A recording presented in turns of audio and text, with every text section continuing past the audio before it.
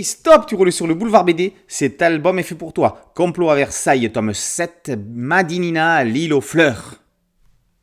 Vous l'aurez compris, qui dit ne pape dit chronique carbone. Après un long voyage, Cécile et Guillaume viennent de débarquer au port de Saint-Pierre, en Martinique. Plus exactement, ils sont sur Madinina, que l'on appelle aussi l'île aux fleurs. Dès pied à terre, Cécile est choquée de la façon dont sont traités les esclaves, comme des animaux. Monsieur et Madame de Saint-Béril sont accueillis par Charles-François d'Angennes.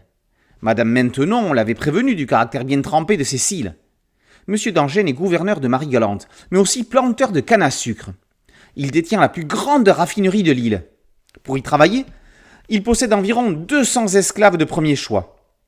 Cécile et Guillaume vont loger chez lui. C'est exotique et des paysans. Ça change de Versailles. Sauf que, là aussi, il y a manigance et complot. La plantation de la montagne fait des envieux.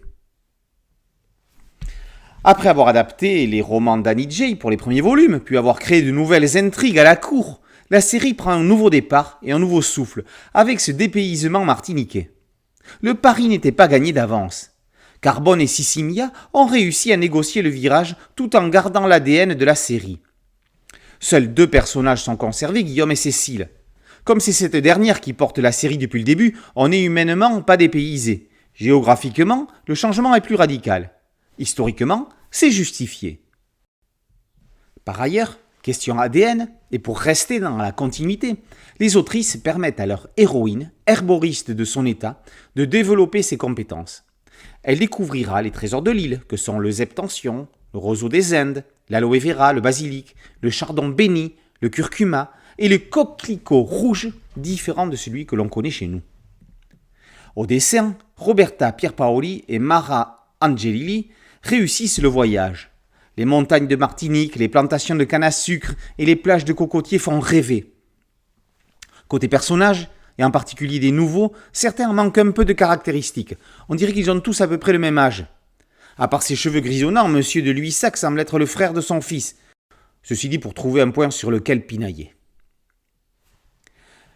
Les complots de Versailles deviennent mondiaux. La série grandit, elle est loin d'être exclusivement girly. Annie Jay peut être rassurée, ses personnages sont entre de bonnes mains et ont du potentiel devant eux.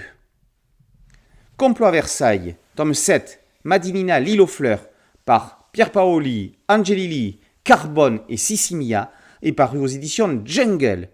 Boulevard BD, c'était un site dédié, un podcast audio et une chaîne YouTube. Merci de liker, de partager et de vous abonner. A très bientôt sur Boulevard BD. Ciao.